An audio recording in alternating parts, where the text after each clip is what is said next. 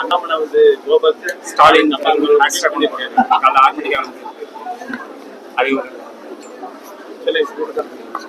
அண்ணாமலை அவர்கள் தன்னுடைய இருப்பை வெளிப்படுத்துவதற்காக, அது குறிப்பாக பத்திரிகையாளர்கள் எப்பவுமே ஒரு அவருடைய பெயர் வரணும் அப்படின்னு ஏதாவது வாய்க்கு வந்த செய்தியெல்லாம் பேசிட்டே இருக்காரு. நேற்று நம்முடைய துணை முதலமைச்சர் ஒருமையில அழைத்தாரு. இங்கிதம் தெரியாதவர், நாகரிகம் தெரியாதவர், என்ன ஐபிஎஸ் அதிகாரி படிச்சாருன்ற தெரியல.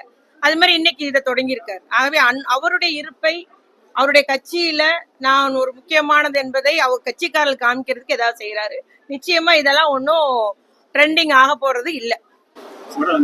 10 வருடங்களுக்கு அதாவது புறம்போக்கு இடங்கள்ல இருக்கிறவங்களுக்கு பட்டாசா கொடுக்கிறதா நம்ம ஊர்ல அதுக்கான நடவடிக்கைகள். ஆமா, நம்முடைய கடந்த அமைச்சரவையில நம்முடைய முதலமைச்சர் அவர்கள் அந்த பொறுப்புரிப்புக்கு அங்கீகாரம் கொடுத்து விரைவிலே அதற்கான அரசாணை பிறப்பிக்கப்பட உள்ளது. முதலமைச்சர் அவர்களிடம் நம்முடைய தூத்துக்குடிக்கு வந்த போதும் பிற ஒவ்வொரு மாவட்டமாக அவர் மக்களை சந்தித்து வருகிறார்கள். அப்போது வைக்கப்பட்ட கோரிக்கைக்கு ஏற்ப 10 ஆண்டுகளுக்கு மேல் அரசு புறம்போக்கு இடத்தில் குடியிருப்பவர்கள் இல்ல 40 வருஷத்துக்கு மேல உள்ளவங்க கூட நம்முடைய நகரத்திலையும் தூய்புரம், திரேஸ்புரத்துல உள்ள சில பகுதிகள், அந்த பகுதிகள்லாம் வந்து இன்னும் பட்டா வாங்காம இருக்காங்க. சோ அவர்களுக்கு குடியிருப்பு நீண்ட காலம் குடியிருந்து வர்றாங்க. அதனால அவர்களுக்கு அந்த குடியிருக்கும் அந்த மனைகளுக்கு ஒரு உரிமை வழங்குவதற்காக முதலமைச்சர் உத்தரவிட்டிருக்காங்க. இல்ல, பணிகள் நடைபெற்று வருகிறது.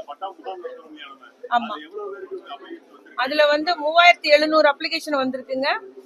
பழைய கலைஞர் ஆட்சியில கொடுக்கப்பட்ட பட்டாவை ரெகுலரைஸ் பண்றது, அத கம்ப்யூட்டர்ல கேரி ஓவர் பண்ணி கணினி பட்டா வழங்குறது. இன்னொன்னு வந்து இந்த மாதிரி நீண்டகால குடியிருக்கும் மக்களுக்கு பட்டா வழங்குவது என்ற முறையில 2 பட்டா வந்திருக்குது, கோரிக்கை வந்திருக்குது. அந்த நம்முடைய வருவாய்த்துறையோட இணைந்து பணிகள் நடைபெற்று வருகிறது.